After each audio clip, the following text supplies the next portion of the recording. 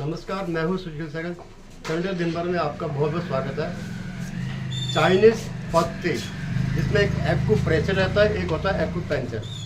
Acupuncture से जो है शरीर के कुछ ऐसे विशिष्ट हिस्सों में पूरी जो अपनी नीडल्स हैं उनके द्वारा इलाज किया जाता है, जिससे लोगों को काफ़ी उसका असर देखने को मिलता है, काफ़ी लोग ठीक होते हैं। आज के डेट में आयुर्वेद को छोड़ के लोग इस पद्धति की तरफ अपना जो है झुकाव उनका देखा जा रहा है। हमारे साथ आज हैं डॉक्टर इंद्रजीत ढींगरा, जो लुधियाना से यहाँ पे स्पेशली आए हैं, कैंप को ऑर्गेनाइज कर रहे हैं। जानते हैं उनसे एक्यूपंक्चर पद्धति क्या है, कैसे इससे इलाज होता है। डॉक्टर साहब, आपका चंडीगढ़ दिन भर में बहुत बहुत स्वागत। बहुत बहुत शुक्रिया सर। एक्यूपंक्चर विधि एक नेचुरल विधि है, कुदरती तरीका इलाज है। इसमें किसी तरह की कोई मेडिसिन हम नहीं डालते, ना ही शरीर से कुछ निकालते।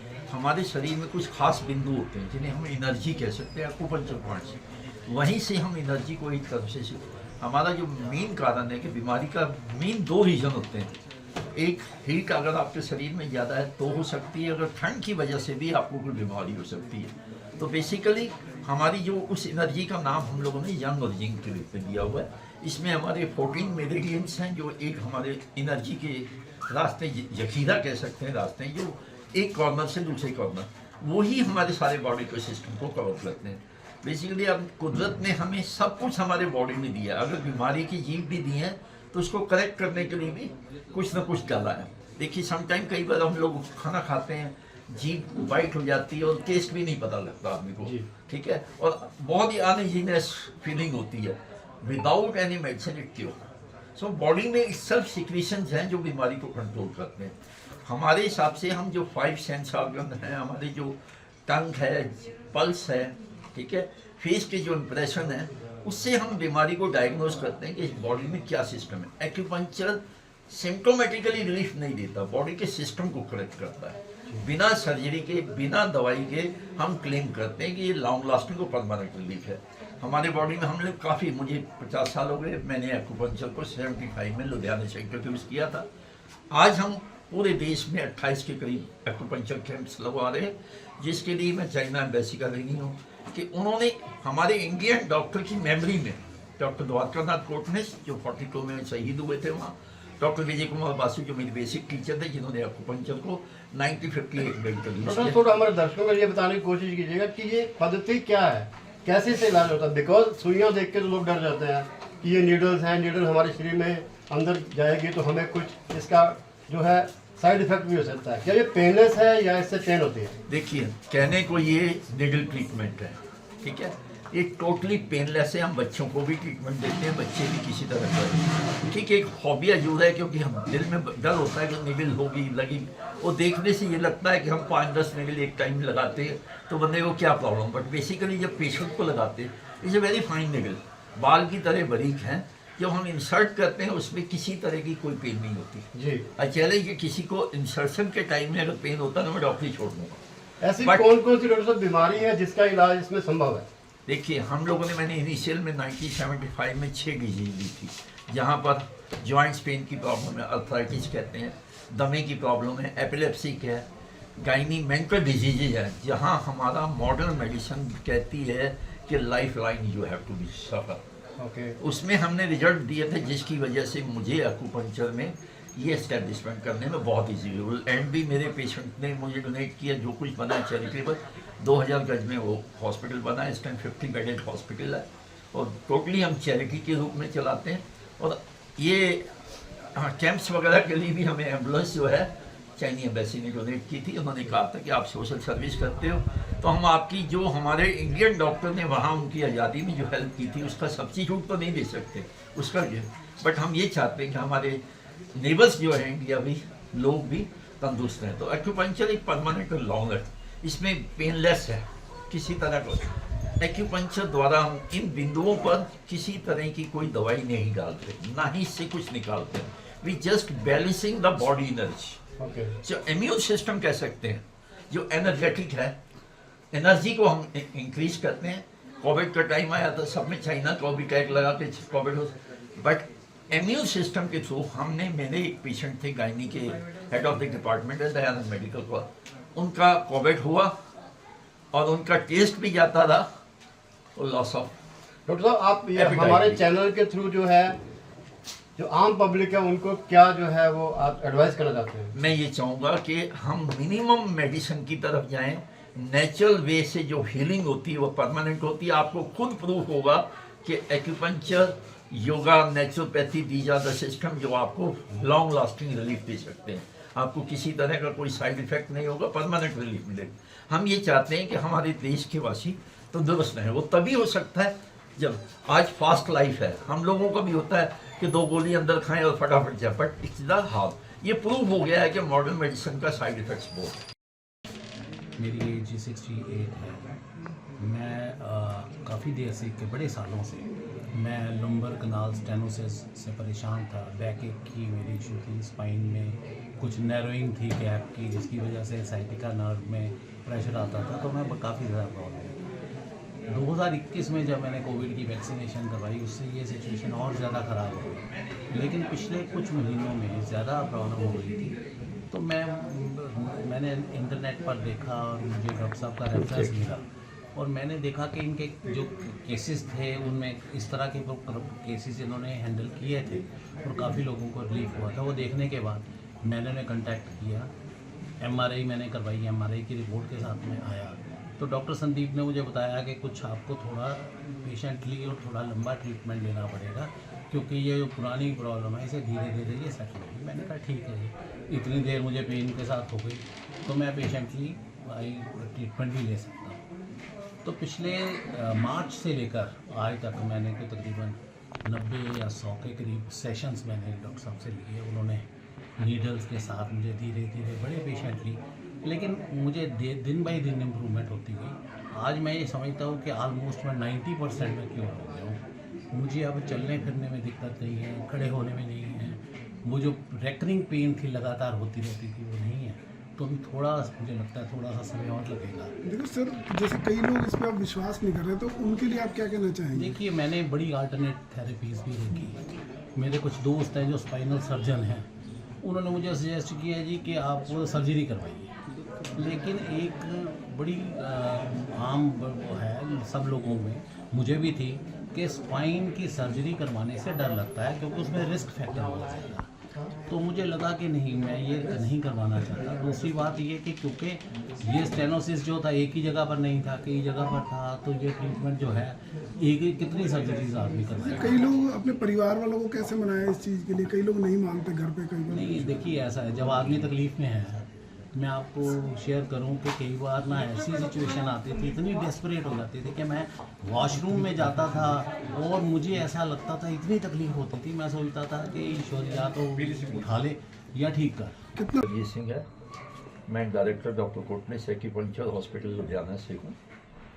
पिछले 50 साल से हम लोग एक्यूपंक्चर का चिकित्सा शुरू किया, तो 50 साल हमारे हॉस्पिटल के पूरे होने के। Basically I am the founder of the acupuncture system in the north, right. And मुझे WHO की तरफ से भी एक्यूपंक्चर को रिप्रेजेंटेशन मिली हुई है। I was one of the member from the India, only single member, and I am the executive member of the world federation of acupuncture and oxidation society.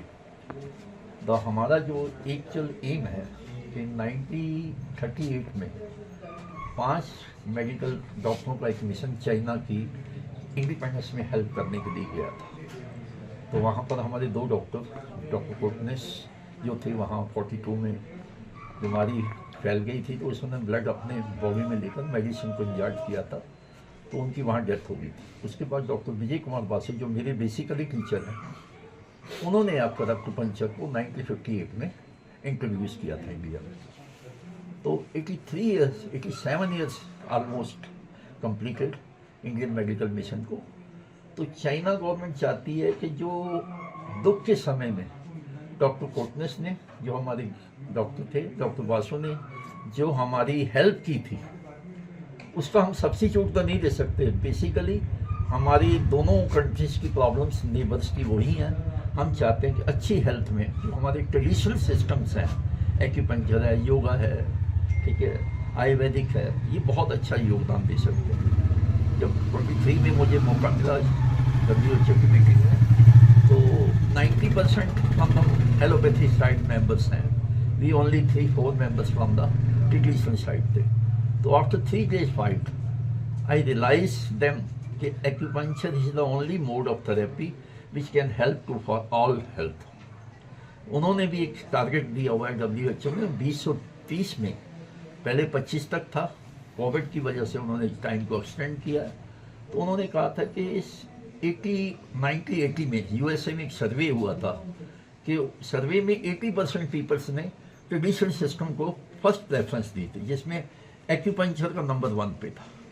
तो उन्होंने उसको इंट्रोड्यूस किया था WHO में कि एक्यूपंक्चर जो है हम इसको इंट्रोड्यूस करते हैं, उनको रिकग्नाइज किया उन्होंने फुल सिस्टम के, बाकी सिस्टमों से एक्यूपंक्चर की कौन सी बीमारियों में अच्छे रिजल्ट है उसको उन्होंने ऑफिशियली दिया, पूरे वर्ल्ड को इंटीमेट किया। बट कोविड की वजह से कुछ प्रॉब्लम्स हमारे इंडिया चाइना के रिलेशन की वजह से ये सफ़र किया। 23 में जब मैंने रिप्रेजेंटेशन दिया तो हम लोगों ने ये बोला कि आपकी सर्वे बोल रहा है कि ओनली एक्यूपंक्चर ही लोगों की फर्स्ट प्रेफरेंस है, और जो मॉडर्न मेडिसिन है इस टाइम जहाँ उसके बेनिफिट हैं उसके एडवर्स इफेक्ट भी है। ठीक है, लॉन्ग लास्टिंग रिलीफ नहीं, परमानेंट है।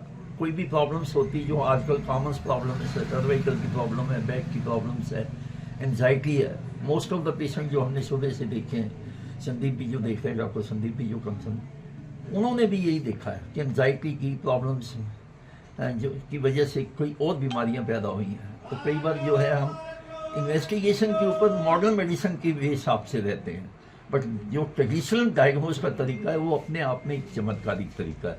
उससे ना सिर्फ आपका डायग्नोज होता है, प्रिवेंशन के लिए भी आप उसकी हेल्प कर सकते हो। तो after 3 days fighting then they realise it the acupuncture. तो उन्होंने इसको टारगेट दिया 2030 तक कि एक्यूपंक्चर, उसी चीज़ को अचीव करने के लिए 50 वर्ष पूरे होने पर हमने पूरे इंडिया में 28 कैंप्स लगाए हैं। बाकी स्टेट्स में, हरियाणा में भी है, चंडीगढ़ में भी है, महाराष्ट्र में भी हम लगाए।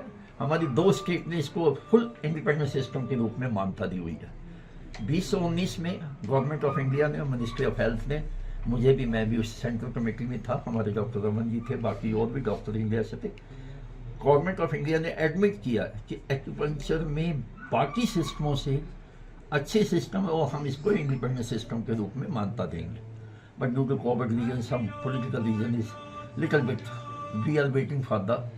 सो हमारी डिमांड्स है कि इस तरह से हम अवेयरनेस कर सकें। हमारा मेन कारण है कि देखो, सबसे ज़्यादा अगर आपको बेनिफिट मिलता है, एडवर्स इफेक्ट नहीं है, बिना सर्जरी के, बिना मेडिसिन के, एक आदमी को अब long lasting permanent, we are 100% claim once is the person is cure, long lasting, लंबे समय के लिए, ना उसको कोई मेडिसिन चाहिए, ना उसको कोई ये प्रॉब्लम रीअकरेंस होती है। ठीक है, हम मीडिया वाले मेरे बहुत से हैं, आपको यहाँ भी मैं खुशी हो रही है, मैंने अटल बिहारी वाजपेयी जी का बैक का ट्रीटमेंट किया।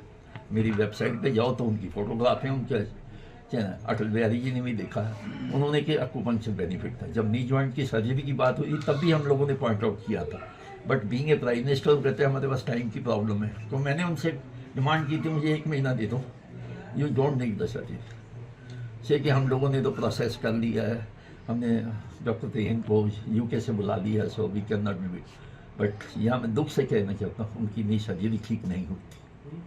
ठीक है, सो आज ज़रूरत है हमें देश में इस तरह के सिस्टमों को अवेयर करने की। हमारे मोदी जी का विजन बहुत अच्छा है, ट्रेडिशनल सिस्टम के लिए वो काम कर रहे हैं, बट हम चाहते हैं इंटीग्रेटेड सिस्टम, जिस सिस्टमों से बेनिफिट मिल सकता है। तो आज का मेन एम हमारा ये था। अभी तक हमने 50 से ऊपर पेशेंट को विजिट किया। अब देखो कि 1 सिटिंग में ही उनको लगा कि हम बेटर है, तो हम परमानेंट रिलीफ दे सकते हैं। और हमारे मुख्यतः कौन कौन सी बीमारियों में मेन काम आता है सर? देखिए, बेसिकली WHO ने 79 डिजीज के लिए इसको बेस्ट ट्रीटमेंट दिया, जिसमें एंजाइटी है, एपिलेप्सी है, मिर्गी का दौरा, दमे की प्रॉब्लम्स है। आम कहावत है पंजाबी में, हिंदी में हम लोग कहते हैं दमा दम के साथ जाता है। We claim it, it's not, it can be cure. अगर मेरी वेबसाइट पे जाओ, मेरी YouTube पे जाओ, आपके ही मीडिया के एक पर्सन है पानीपत से, जी न्यूज़ से हैं, उनको अस्थमेटिक प्रॉब्लम है, क्योर है। सर इसका नॉर्मल खर्चा कितना आता है, आम पब्लिक का इसको अफोर्ड कर सकती है? देखो, बेसिकली मैं तो चैरिटी करता हूँ, मेरा चैरिटेबल हॉस्पिटल है, जैट उस हॉस्पिटल की जो लैंड है 2000 गज मुझे एक पेशेंट ने डोनेट दी थी, जो कुछ बना वो पेशेंट का। तो मेरी लाइफ का एम तो चैरिटी है। तो हम लोग तो वहाँ सिर्फ 200 रुपये लेकर लोगों का ट्रीटमेंट, जब मैंने स्टार्ट किया था एट दैट टाइम इनिशियली 1975 में मैं 2 रुपये लेता था। डॉक्टर साहब गवर्नमेंट की कोई सपोर्ट रहती है आपको इस चीज़ों में? मेरे पास हम ये कह सकते हैं कि टाइम टू टाइम जो कोई मिनिस्टर आ जाता है वो फंड्स दे जाता है, बट रेगुलर सपोर्ट नहीं है उस, ठीक है। तो हमें ये है कि हमारी जो मेन डिमांड्स है, हम ये चाहते हैं कि इसको ऑफिशियल सेंटर की तरफ से हो, हमारे स्टेट की तरफ से रिकग्नाइजेशन मिले, ताकि हम इसको एजुकेट कर सकें।